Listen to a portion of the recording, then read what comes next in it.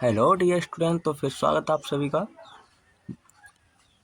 Hello dear student, स्वागत है आप सभी का सिग्मा स्टडी में। और आज हम पढ़ने वाले हैं प्रश्नावली 1.4। तो चलिए शुरू करते हैं।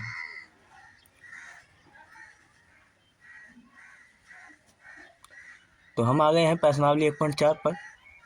तो प्रश्नावली 1.4 में पहला प्रश्न क्या बोलता है? पहला प्रश्न बोलता है कि बिना लंबी विभाजन प्रक्रिया किए बताइए कि निम्नलिखित परिमेय संख्याओं के दशमलव प्रसार शांत है या अशांत आवर्ती हैं।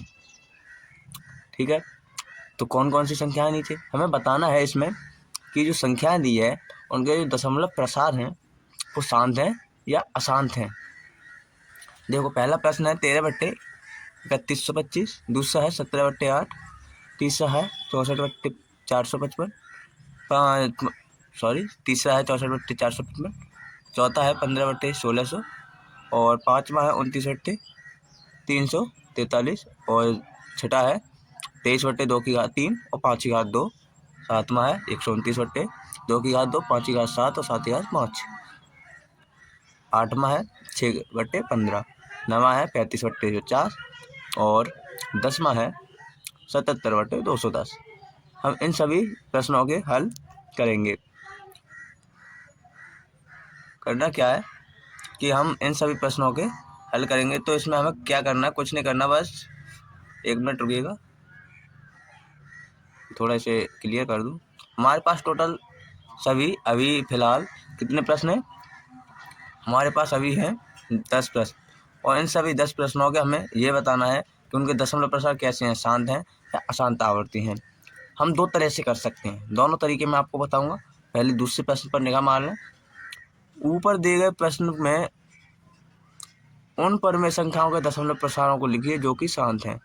हमें दूसरे प्रश्न में केवल उतना करना है कि केवल और केवल शांत दशमलव प्रसार वाली संख्याओं को लिखना है। तीसरा प्रश्न, कुछ वास्तविक संख्याओं के दशमलव प्रसार नीचे दिए गए हैं, ये दशमलव प्रसार दिए गए हैं। ठीक है, प्रत्येक स्थिति के लिए निर्धारित कीजिए कि परिमेय संख्या का दशमलव परिमेय संख्या है या नहीं है। हमें प्रत्येक स्थिति के लिए निर्धारित करना है कि यह संख्या परिमेय है या नहीं। हमें बताना है, यह पता करना है ये संख्या परिमेय है या अपरिमेय संख्या है। ठीक है। दूसरा, यदि यह परिमेय संख्या है और P/Q के रूप की है तो Q के अभाज्य गुणनखंडों के बारे में आप क्या कह सकते हैं? अगर यह संख्या परिमेय है, तो आप Q के अभाज्य गुणनखंडों के बारे में क्या कह सकते हैं? पहले तो हमें यह पता करना है कि ये संख्या परिमेय है या अपरिमेय। अगर यह संख्या परिमेय है तो हम Q के अभाज्य गुणनखंडों के बारे में हमारी क्या राय है ये बताना है। ठीक है, तो पहले प्रश्न से स्टार्ट करते हैं। पहला प्रश्न है हमारा, बिना लंबी विभाजन प्रक्रिया की। ठीक है, तो देखो कैसे करना है। एक मिनट, हाँ, 13/3125 शुरू करें। हाँ, तो 13/3125 ये हमारा सवाल है। हमें क्या करना है? हमारे पास जो प्रमेय दी थी, मैंने आपको बताई थी, प्रमेय 1.5, 1.6 और प्रमेय 1.7 पिछली वीडियो में मैं आप पढ़ा चुका हूँ। तो उन प्रमेय के अकॉर्डिंग हमें एक कंडीशन देखनी है कि Q बराबर हमारे पास 2 की घात n और 5 की घात m, यानी हमारे पास जो Q है वो इस रूप का है। तो हम उसको क्या कह सकते हैं? उस संख्या को हम कह सकते हैं दशमलव प्रसार कैसा है? शांत है। लेकिन अगर हमारे पास Q जो है वो ऐसा नहीं है, इस रूप का नहीं है, या हम Q को इस रूप में नहीं बदल सकते, तो उस संख्या का दशमलव प्रसार कैसा है? अशांत है। ये जरूरी नहीं है कि ये दोनों ही आए उसमें, 2 की घात n और 5 की घात m, दोनों में तो कोई एक भी आ सकता है, लेकिन अकेला। ठीक है, तो देखो करना क्या है। हम पहले क्या करेंगे? 3125 के क्या करेंगे? गुणनखंड करेंगे। 3125 क्या करेंगे? गुणनखंड करेंगे। तो हम गुणनखंड करते हैं। चलो, गुणनखंड कैसे करते हैं आपको सही तरीका बताया मैंने पीछे। 3125 पहले 2 से काटो, 2 से तो नहीं कटेंगे, 3 से भी नहीं कटेंगे, ये कटेंगे कितने से? 5 से। 5 छंग 30, 5 दूनी 10, 5 25। फिर देखो 5 से कट गए, 5 एकम 5, 5 दूनी 10 और 5 25। फिर 5 से कट रहे हैं, 25 5 कितने 125। फिर देखो फिर 5 से कट गए, 5 25 और फिर कट गए ये कितने से 5 से, हमारे पास आया 1। ठीक है, अब देखो 1 मिनट रुकना, थोड़ी मिस्टेक हो रही है इसमें।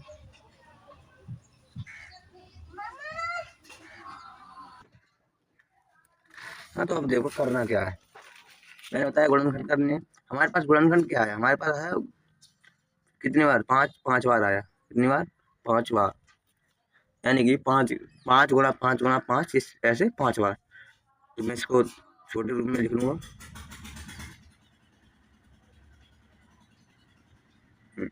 इसको लिख सकता हूँ मैं 13/5 गुणा 5 गुणा 5 गुणा 5 गुणा 5, इस तरह से लिख सकता हूँ। अब इसको मैं ऐसे भी लिख सकता हूँ, कैसे, इसको लिख सकता हूँ 13/5, ये लिख सकता हूँ,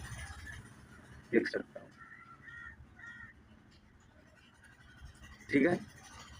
अब देखो यहाँ पर ध्यान देने वाली बात ये है, कौन सी ध्यान देने वाली बात ये है कि यहाँ पर देखो मैंने बताया था कि 2 की घात n या 5 की घात m, n m कोई भी रहता पूर्णांक, यानी कोई भी घात हो सकती है। ठीक है, उनमें से कोई एक भी आएगा तो क्या होगा, दशमलव प्रसार शांत होगा, यानी कि जो 3125 है हमारा, ये इस 3125 का जो दशमलव प्रसार है वो कैसा है, शांत है, यानी शांत दशमलव प्रसार।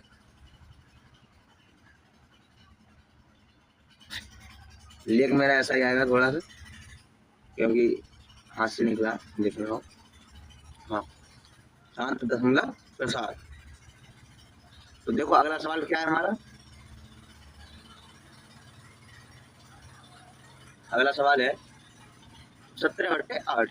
कौन सा, 17/8। तो यहाँ लिखेंगे 17/8। देखो 8 को हम तोड़ सकते हैं 2 गुणा 2 गुणा 2, यानी 7/2 गुणा 2 गुणा 2।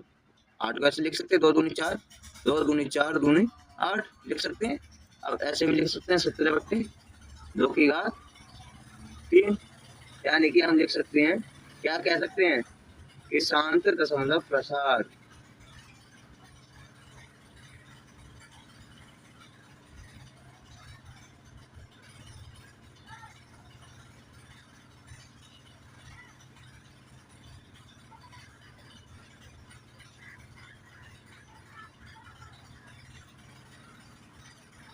अगले सवाल को देखो, अगला भी ठीक ऐसे ही है। अगला सवाल है हमारा कौन सा, 64/455। कौन सा, 64/455, 64/455। अब 455 क्या करेंगे, हम गुणनखंड करेंगे। 455 का गुणनखंड हमारे पास क्या आएगा, हमारे पास गुणनखंड करके देखो, ज़्यादा ही छोटा हो गया।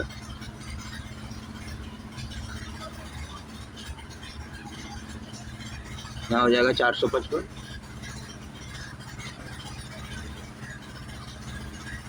कितने से कटने, देखो 5 में 45, 5 एकम 5, 5 से 5 ने 45 और 5 एकम 5, 91 कितने से कट रहे हैं, 91 कितने से कट रहे हैं, 91 कट रहे हैं कितने से, 7 से, कितने से 7 से, 7 से काटोगे कितने आएंगे, देखो 7 एकम 7 और 2 बच्चे 21, 7 3 21, 13 से कटे, 13 एकम 13। हमारे पास गुणनखंड क्या आया, गुणनखंड आया हमारे पास कितना, हमारे पास गुणनखंड आया कितना, 5 गुणा 7 गुणा 13, 5 गुणा 7 गुणा 13, यानी कि हम लिख सकते हैं 64 को कैसे लिख सकते हैं, 64 को भी तोड़ 64 को ऐसे ही रहने दो, हमें केवल और केवल हर से मतलब है फिलहाल, ठीक है। यानी हर को मैच करना है इससे, किससे, यानी हर को मैच करना है हमें 2 की घात n, यानी 2 की घात n और 5 की घात n, इससे मैच करना है, ठीक है।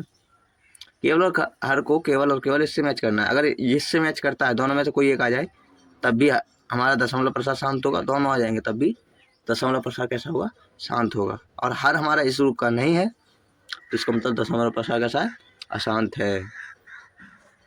देखो इसे लिख सकते हैं हम 5 गुणा 7 गुणा 13। अब देखो क्या हमारा दशमलव प्रसार मतलब हमारी जो संख्या थी, क्या हमारी जो संख्या थी वो इस रूप की है?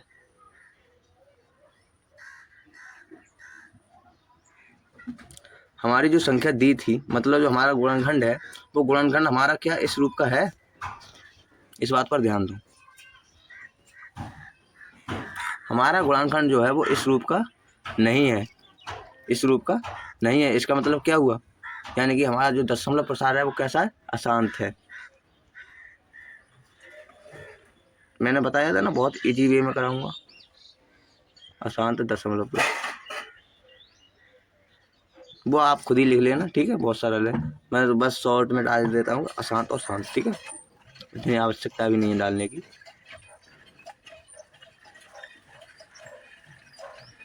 अब देखो हमारा सवाल कौन सा है, और अगला हमारा अगला सवाल है 15/1600, 15/1600। अब क्या करेंगे, सेम कुछ नहीं करना है आपको, बस उतना करना है, हर का क्या करना है, गुणनखंड करना है, हर का क्या करना है, गुणनखंड करना है।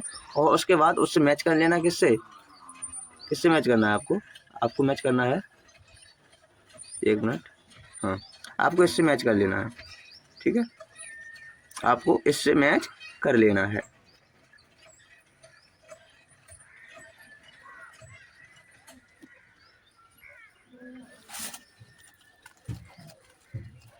तो बाकी सवाल आप खुद कीजिएगा, एक आध जो आपको कठिन लगे मैं उससे करा देता हूँ। देखो इसको तो आप देख कर ही बता सकते हो कि कैसा है दशमलव प्रसार, शांत है, क्योंकि इसमें जो घात हैं वो कैसी हैं, 2 की घात 3 और 5 की घात 2, यानी 2n 5m के रूप की हैं। तो इसका दशमलव प्रसार तो आप देख कर ही बता सकते हो कैसा है, शांत है। और आगे देखिएगा ये वाला कौन सा, सातवां सवाल देखिएगा, ये दशमलव प्रसार जो है इसको आप बता सकते हो कैसा है। अब इसका सवाल, इसका आंसर आप कमेंट बॉक्स में देंगे, ठीक है, वैसे मैं आपको बता ही दूंगा, पर लास्ट में बताऊंगा इसका आंसर जब पूरी परेशानी हल हो जाएगी तब, ठीक है। इसका आंसर आप कमेंट बॉक्स में दीजिएगा कि शांत है या अशांत है, क्योंकि इसमें थोड़ा सा ट्विस्ट है। मैं आपको एक सवाल और करा देता हूँ, बाकी सवाल आप खुद करना, खुद की प्रैक्टिस तरीका मैंने बताया। एक सवाल मैं बता देता हूँ दूसरे तरीके से, भाग विधि से, ठीक है, और बाकी सवाल मैंने 2-3 सवाल बताया आपको कौन से तरीके से, 2-3 सवाल मैंने बताया आपको इससे मैच करके करने हैं, जो मैंने बताए कैसे कर बताए। इससे अगर क्यू हमारा मैच करता है, यानी इनमें से केवल 2 की घात n आ जाए, या फिर केवल 5 की घात m आ जाए, या फिर दोनों ही आ जाए गुणा में, तो हमारा दशमलव प्रसार कैसा होगा, शांत होगा। अन्यथा हमारा दशमलव प्रसार कैसा होगा, अशांत होगा। और दूसरा तरीका मैं आपको भाग विधि वाला अभी बता देता हूँ, कौन से, इस वाले सवाल से, ठीक है, इस वाले से, ठीक है, या फिर चलो इस वाले सवाल को नहीं, मैं आपको ये वाला करा देता हूँ, क्योंकि ये थोड़ा सा कठिन लग रहा है मुझे, हो सकता है आपसे नहीं हो, तो भाग विधि से करके इस वाले सवाल को बताता हूँ, ठीक है। तो चलो शुरू करें।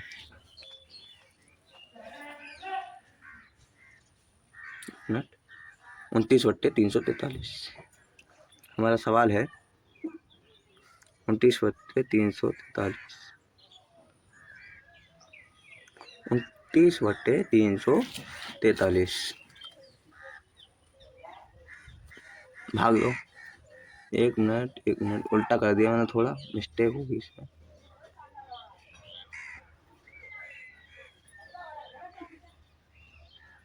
उनतीस बट्टे 343, यानी हर से अंश में भाग देनी है, ठीक है। ये इसी तरह से करते हैं हम, अगर सवाल को वैसे हल करते कॉपी पर छोटे बच्चों की तरह, तो अभी इस तरीके से बताना होगा, कैसे करना है आपको।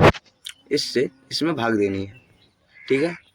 अगर आपका शेषफल 0 आता है, क्या 0, तो आपका जो दशमलव प्रसार है वो कैसा है, शांत है, अन्यथा अशांत है।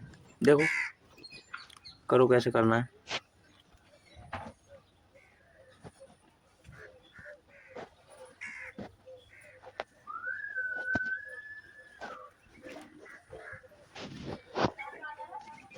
तीन सौ 43 से 29 में भाग नहीं जाएगी, यही ना आने का दिया सब पॉइंट लगा दो।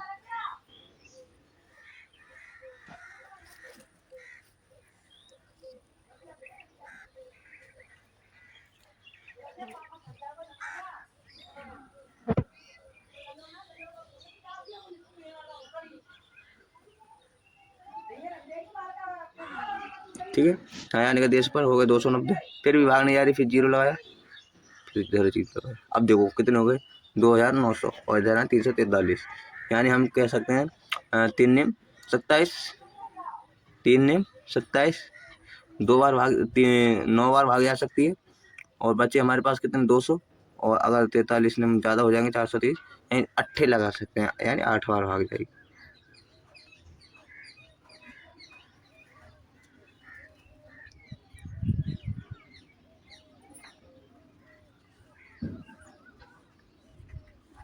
आठ बार भाग जाएगी, 8 दिए 24 के 4 हासिल 2, और 8 चौक 32 और 2 34 के 4 हासिल 3, और 8 दिए 24 और 3 27, 6 बचे। यहाँ पर बचे 5 और यहाँ बचे 156, नया आने का दिया सुपर। फिर अब पॉइंट लगा हुआ है, 1 0 तो ऐसे बढ़ा सकते हैं, 1560, और 3 पंजे 15, 5 बार ज़्यादा हो जाएगी, 3 चौक 12, 1 मिनट, 3 चौक 12, यहाँ 4 तिया 12 के 2 हासिल 1, और 3 4 चौक 16 और 17 के 7 हासिल 1, और 3 चौक 12 और 1 13, यहाँ बचेंगे 8, और 5 15 में तो 5 8 7 गए, 8 और 1, 188,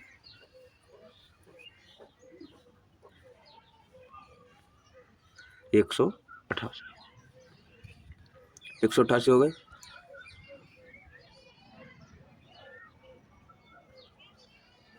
फिर देखो 0 बढ़ाया, कितनी बार भाग जा रही है, 18 हो गए, ये हो गए 3 6 18 हैं, 3 5 15, 5 बार चली जाएगी,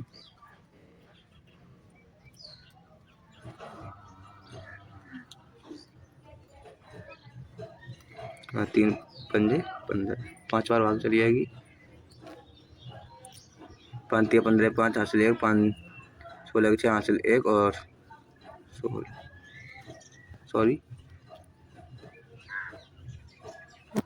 5 तिया 15 5 हासिल 1, और 5 चौक 20 हो जाए, 21 को 1 हासिल 2, और 5 तिया 15 हो जाए, 15 और तो 70, बचे 5, और यहाँ बचे 7 में तो 1 गया, 6,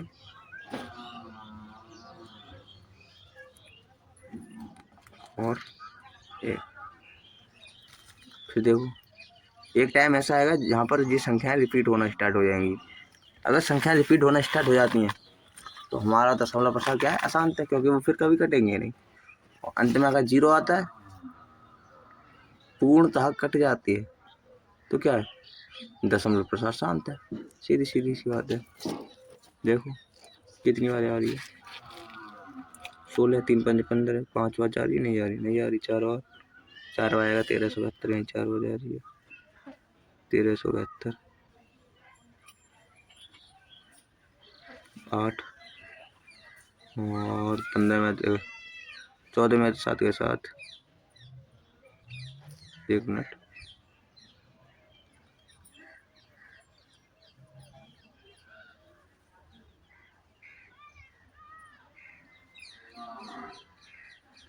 लिखूंगा कहाँ,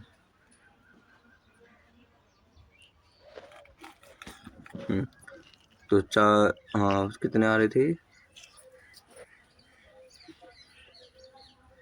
8 बचे, और 7 बचे, इधर बचे हमारे पास 3, 6 में से 3 गए 3, 1 मिनट, 5 और 3 गए 2, 80। फिर देखो 3 में 27 से ज़्यादा हो जाएगा, 3 8 24, 2744, नहीं 2744। कितनी बार भाग जा रही है देखो। हमारे पास बच रहे हैं कितने, 1 मिनट रुकना।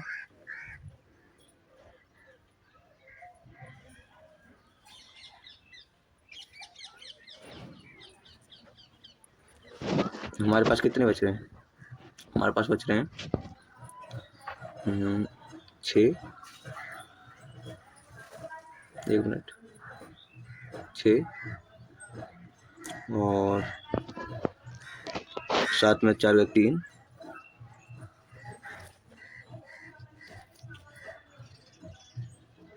ये थोड़ा मिस्टेक हो जाती है, 6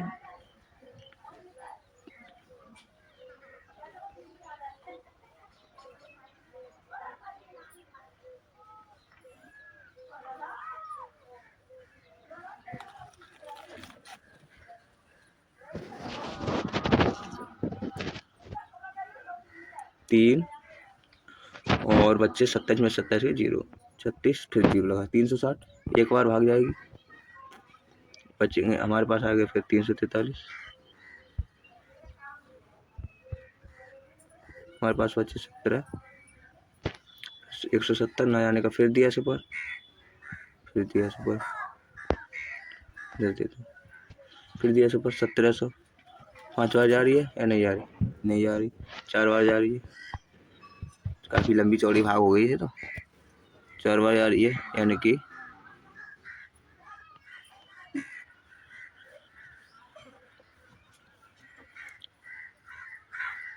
1372।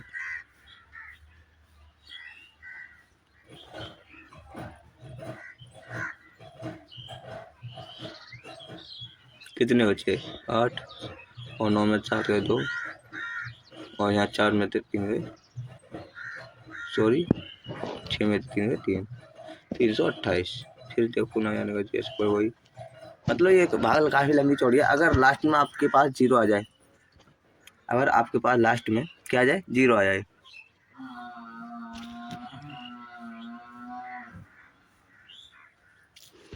अगर आपके पास लास्ट में क्या आ जाए, 0 आ जाए, ठीक है।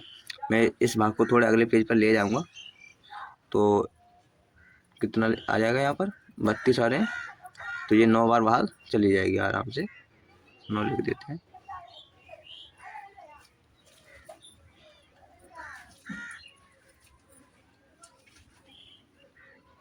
नौ बार भाग चली जाएगी।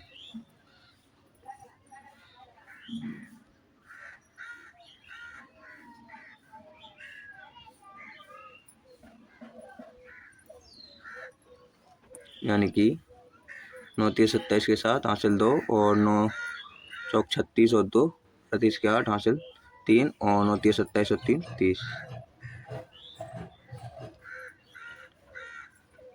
देखो कितनी बार जा रही है, 3280 में से 3087 घटाने हैं, 3280 में से 3087 घटाने हैं।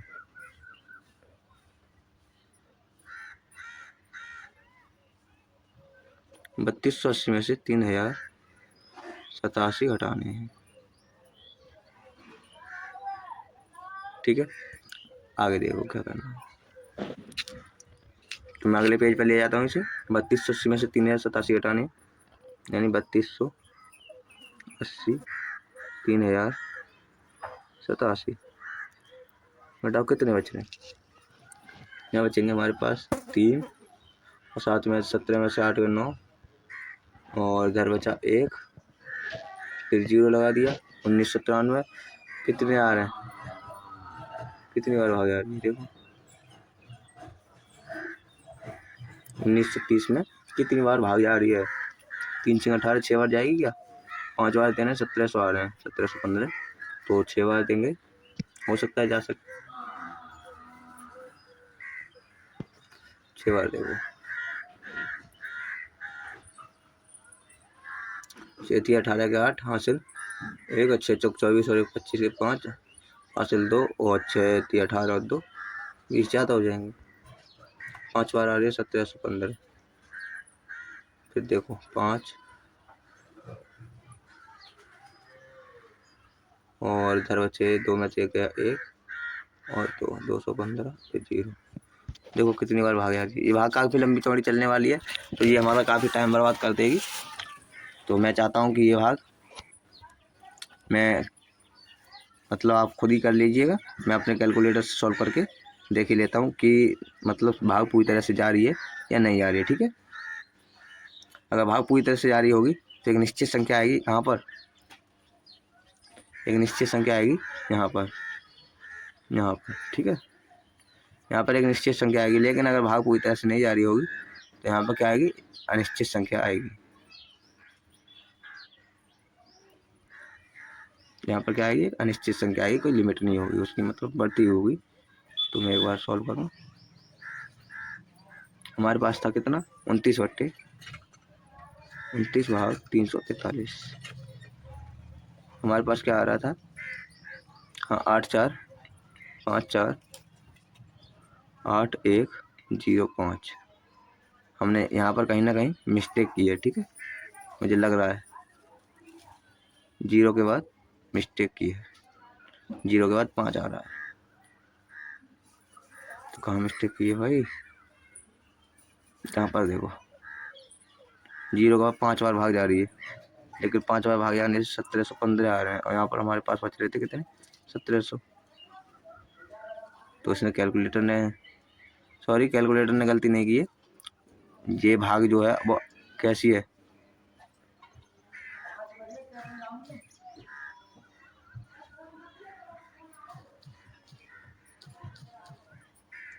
इसने क्या किया है कि इधर वाली जो 9 है उसको इधर बढ़ाने पर 1 बढ़ जाता है, यानी कि ये इसकी भाग क्या अनंत चलने वाली है। इसका मतलब ये हुआ इसका दशमलव प्रसार कैसा है, अशांत है। तो हम कह सकते हैं दशमलव प्रसार कैसा है, अशांत है। मैंने आपको बताया कि अगर अंत में 0 प्राप्त होता है, यानी कि भाग पूरी तरह से चली जाती है, अगर भाग पूर्णतः चली जाती है तो हमारा दशमलव प्रसार कैसा होगा, शांत होगा। अगर हमारी भाग पूर्णतः चली जाती है तो हमारा दशमलव प्रसार कैसा होगा, शांत होगा। 1 मिनट रुकना। अगर हर से इसमें पूरी तरह से भाग चली जाती है तो हमारा दशमलव प्रसार कैसा होगा, शांत होगा। तो मैंने आपको दोनों तरीके बता दिए। तो अब हम अगले सवाल पर पढ़ते हैं।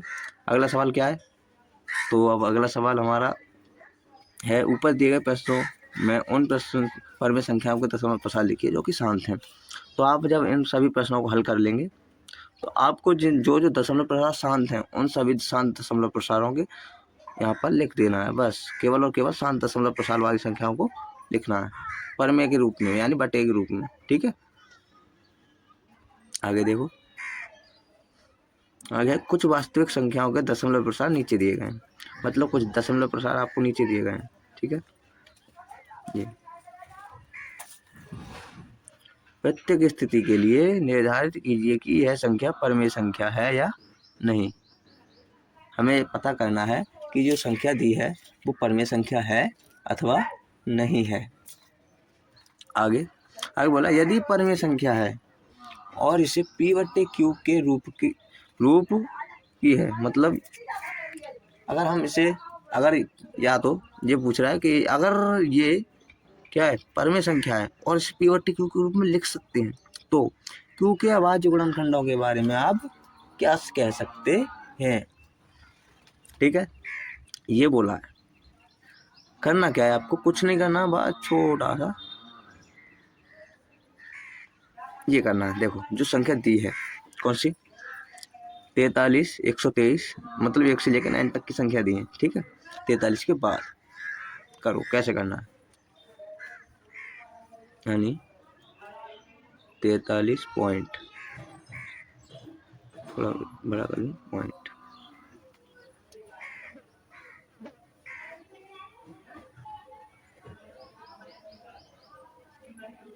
43.1 से लेकर 9 तक की संख्या दी है, यहाँ से 9 तक। ठीक है, मैं शॉर्ट में लिखे देता हूँ, वैसे लिखना तो फिर भी पड़ेगा, तो मैं लिखे ही देता हूँ। ठीक है, हाँ 2 3 4 5 6 7 8 और 9, ये दी पॉइंट के बाद करना क्या। मैंने आपको बताया था पिछली कक्षा में कि पॉइंट से संख्या को बटे के रूप में कैसे बदलते हैं। इस बार में इस क्लास में मैं आपको थोड़ा शॉर्ट में बता देता हूँ। अगर 1 मिनट रुकना, ये संख्या थोड़ी ज़्यादा बड़ी दिखाई दे रही है तो थोड़ा छोटा कर दें। हाँ,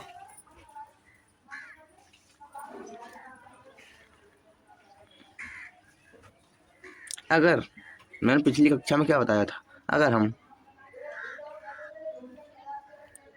लेफ्ट हैंड और राइट हैंड, ठीक है, मैं 2 हैंड लिख रहा हूँ बताने के लिए। ठीक है, अगर हम लेफ्ट हैंड से राइट हैंड की तरफ जाते हैं, ठीक है,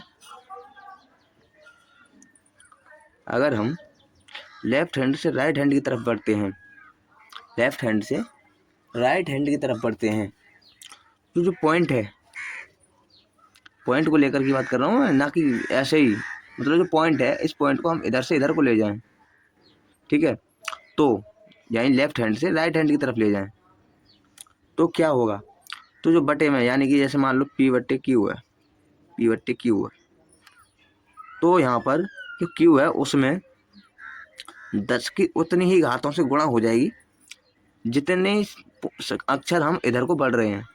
ठीक है, जितने अक्षर हम इधर को बढ़ रहे हैं, समझ में आया। Q में गुणा होगी कब, यानी हर में 10 की उतनी ही घातों से गुणा कर देनी है जितने अक्षर छोड़कर हम पॉइंट को आगे रख रहे हैं लेफ्ट हैंड से राइट हैंड की तरफ। ठीक है, लेकिन क्या, 1 मिनट, लेकिन क्या,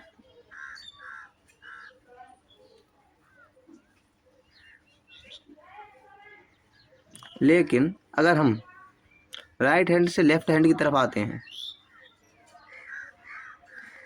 राइट हैंड से लेफ्ट हैंड की तरफ आते हैं, तो वही गुणा, मतलब 10 की उतनी ही घातों से गुणा किस में हो जाएगी, P में हो जाएगी।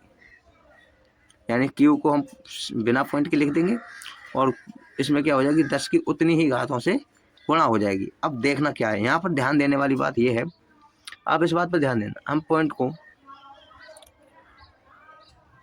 अब देखो मैंने दोनों को कैसे बताया, दोनों को इसलिए बताया, दोनों तरीके से इसलिए बताया, सॉरी थोड़ी मिस्टेक हो गई।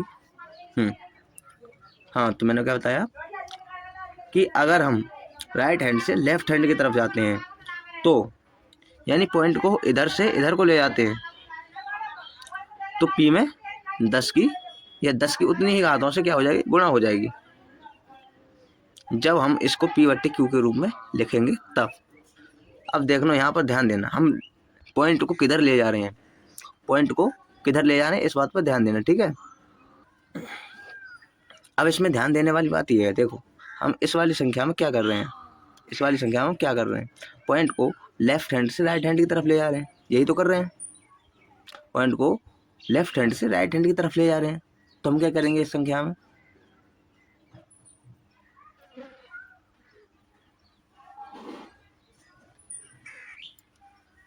पॉइंट को राइट हैंड से लेफ्ट हैंड की तरफ ले जा रहे, वो सॉरी लेफ्ट हैंड से राइट हैंड की तरफ ले जा रहे हैं। तो मैंने क्या बताया, Q में 10 की उतनी ही घातों से क्या हो जाएगी, गुणा हो जाएगी। यानी कि मैं इसको थोड़ा सा और एडिट करके लिख देता हूँ,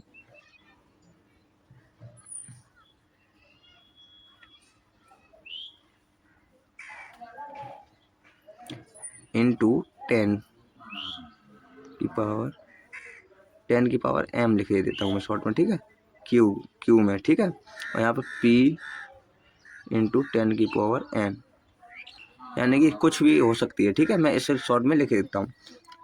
अब इसमें हम क्या कर रहे हैं, पॉइंट को लेफ्ट हैंड से राइट हैंड की तरफ ले जाएंगे, तो क्या करेंगे इसमें, यानी कि हम क्या करेंगे, 10 की पावर कितने पॉइंट इधर ले जा रहे हैं, देखो कितने पॉइंट ले जा रहे हैं, 1 से लेकर 9 तक, यानी 9 पॉइंट किधर ले जा रहे हैं, राइट हैंड की तरफ ले जा रहे हैं, यानी 10 की पावर 9 से गुणा हो जाएगी किसमें, Q में।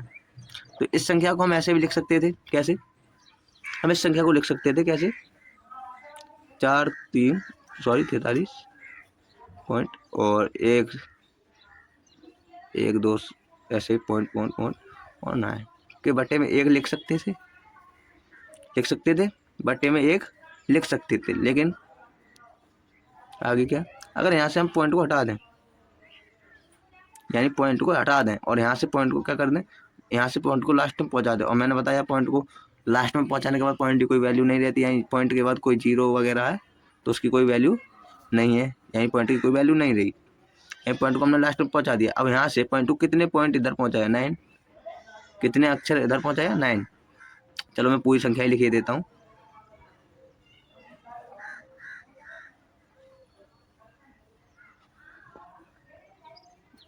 3 4 5 6 7 8 9। अब एक लंबी चौड़ी संख्या बन गई। ठीक है, मैंने यहाँ से पॉइंट को हटाया, यहाँ से, और कहाँ पहुँचा दिया, यहाँ पर पहुँचा दिया। और लास्ट में पॉइंट पहुँचने के बाद उसकी कोई वैल्यू नहीं, लेकिन कितने अंक पहुँचाया, 1 2 3 4 से लेकर 9 अंक, यानी कि यहाँ पर 10 की पावर, या ऐसे लिख सकते हो 10 की पावर 9 से क्या हो जाएगी, गुणा हो जाएगी। समझ में आया आपको? आई होप आपको समझ में आया होगा पॉइंट को कैसे, मतलब संख्या को दशमलव से पर में बट्टे में कैसे बदलना है। अब देखो ये क्या है, एक पी बट्टे क्यू के रूप की संख्या हो गई या नहीं हो गई, हो गई। अगर हम इस 9 को तोड़कर लिखें, यानी 10 के पीछे 9 जीरो लगा दें, तो क्या हो गई, ये पी बट्टे क्यू के रूप की संख्या हो गई या नहीं हो गई, हो गई। ठीक है, अब देखो हम 10 की पावर 9 को कैसे लिख सकते हैं, 2 की पावर 9 और 5 की पावर 9, इसको लिख सकते हैं हम। यानी ये वाली संख्या यहाँ पर मैं केवल गोला बना देता हूँ क्योंकि लंबी चौड़ी संख्या है, या फिर मैं इसको एक संकेत दे देता हूँ, मतलब गोला बना देता हूँ। ठीक है, ये एक संख्या, ठीक है, बटे 2 की पावर 9 गुणा 5 की पावर 9। मैं इसको ऐसे लिख सकता हूँ या नहीं लिख सकता हूँ? आप देखना यहाँ पर क्या देखा आपने देखा कि ये प्रमेय 1.6 प्रमेय 1.5 से मैच कर रही है, नहीं कर रही, कर रही है। कहने का मतलब हमारे जो क्यू है इस रूप में आ गया, 2 की पावर n इंटू 5 की पावर m के रूप में आ गया। यानी कि इसका मतलब क्या हुआ, ये हमारी जो संख्या है वो कैसा है, 7.4 है। और इसके जो पहली बात, इसमें प्रश्न में क्या पूछा था, प्रश्न में पूछा था कि बताइए कि संख्या परमेय संख्या है या नहीं। तो पहला प्रश्न, पहला केस के लिए हुआ क्या, परमेय संख्या क्या है, परमेय संख्या है। दूसरी पूछा है यदि संख्या परमेय है तो पी बट्टे क्यू के रूप की है, तो क्यू के अभाज्य गुणनखंडों के बारे में आप कैसे कह सकते हैं, यानी क्यू के गुणनखंडों के बारे में आप कैसे कह सकते हैं। तो हमारे पास क्या आया, क्यू बराबर, हमारे पास क्यू बराबर क्या आया था, 2 की पावर 9 और 5 की पावर 9 है। ठीक है, हमने क्यू के अभाज्य गुणनखंड को भी लिख दिया। चलो अब अगले सवाल पर चलते हैं। अगला सवाल है हमारा, हाँ, 0.12 के बाद 0, फिर 1 2 के बाद डबल 0, फिर 1 2 के बाद 3 0, फिर 1 2 के बाद 4 0, और ऐसे ही डॉट डॉट डॉट अनंत सॉरी, फिर ऐसे ही एक डॉट डॉट के बाद अनंत। चलो इस सवाल को भी देखें क्या कह रहा है। इसको हम पी बट्टे क्यू के रूप में बदलते हैं। ठीक है,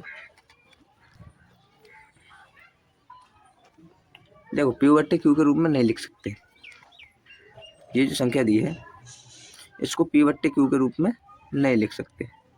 क्यों नहीं लिख सकते, क्योंकि इसके जो दशमलव के पीछे जो संख्या है वो संख्या क्या है, अनंत है। यानी कि तो संख्या अनंत है तो पी बट्टे क्यू के रूप में नहीं लिख सकते। जब पी बट्टे क्यू के रूप में नहीं लिख सकते, इसका मतलब क्या है, ये संख्या क्या है, अपरिमेय संख्या है। और अगर ये अपरिमेय संख्या है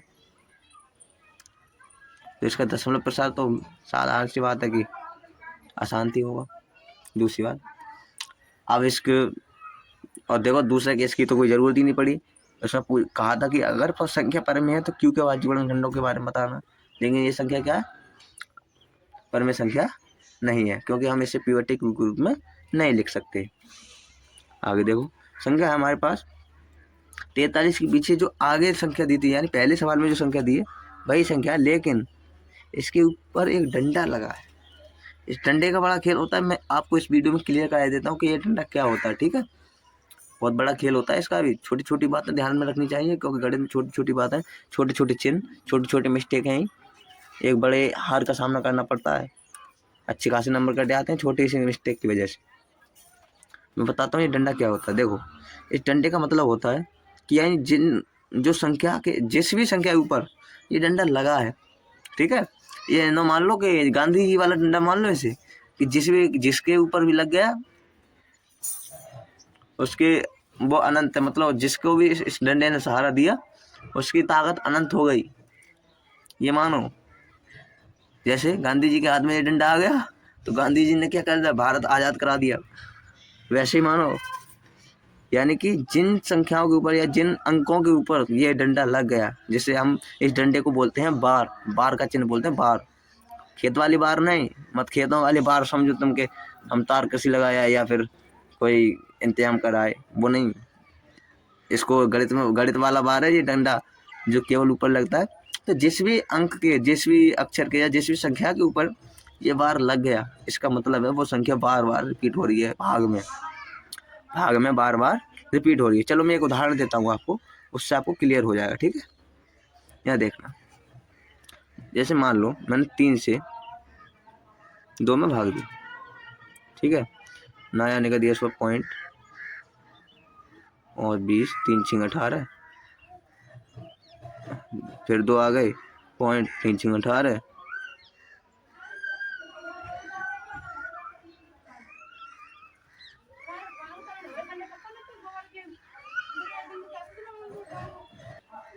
तीन छिंग 18, फिर 2 20। अब देखना यहाँ पर जो 6 है पॉइंट के बाद, वो 6 क्या है, बार बार रिपीट हो रहा है। जो 6 है वो बार बार रिपीट हो रहा है। तो इसको हम, इस 6 को हम ऐसे लिखेंगे, पता है कैसे? इस 6 को हम ऐसे लिखेंगे, 0.6 के ऊपर बार का चिन्ह लगा देंगे, ऐसे। समझ में आया? यानी कि भाग में ये संख्या क्या है, बार बार रिपीट हो रही है, ये अक्षर बार बार रिपीट हो रहा है। तो इसका मतलब समझ में आया आपको डंडे का? तो दी गई संख्या का दशमलव प्रसार कैसा होगा, अशांत होगा, क्योंकि ये संख्या बार बार रिपीट हो रही है। इसका मतलब क्या है, ये संख्या नहीं कट रही होगी, अनंत चलेगी इसकी भाग, तो संख्या कटेगी नहीं। तो संख्या की भाग क्या है, अनंत है। और जब भाग अनंत है तो संख्या कैसी होगी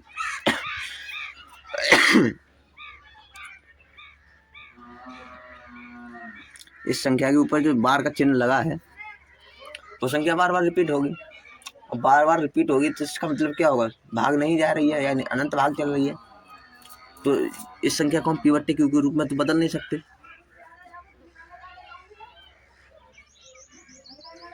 सॉरी, इस संख्या को हम पिवट टेबल के रूप में तो बदल सकते हैं, लेकिन इसकी भाग क्या है, अनंत है, नहीं चलती रहेगी। अनंत का मतलब ये चलती रहेगी।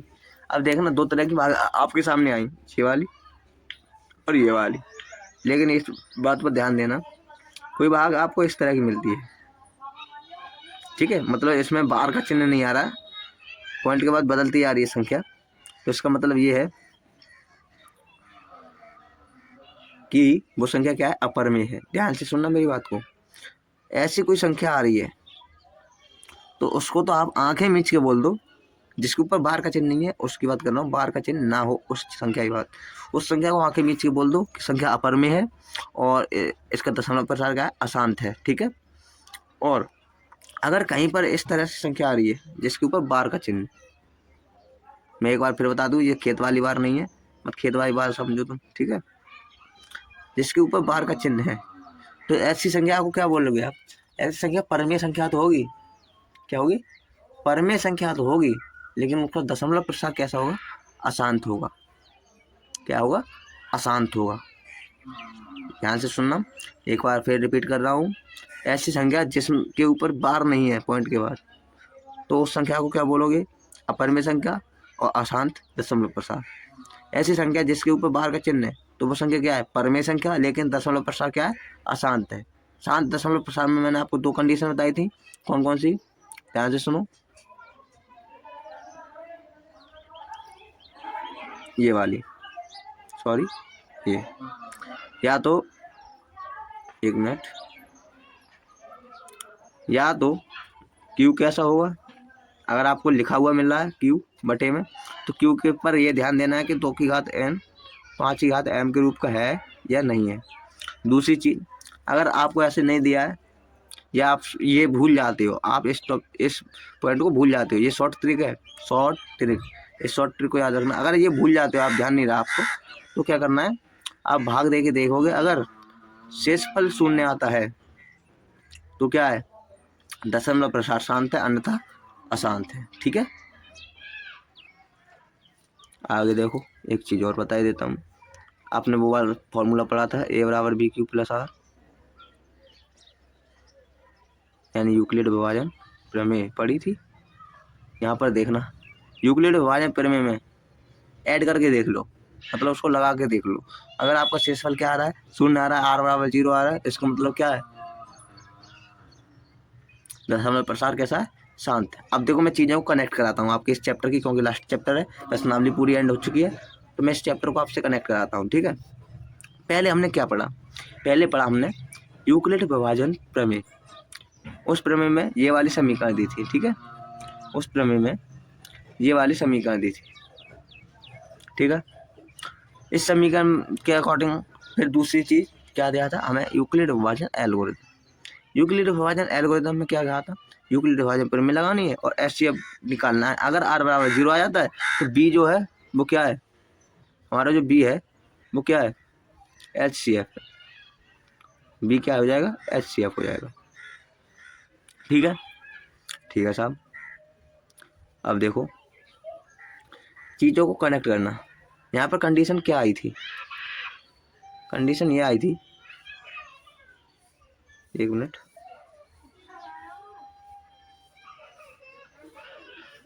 कंडीशन ये आई थी कि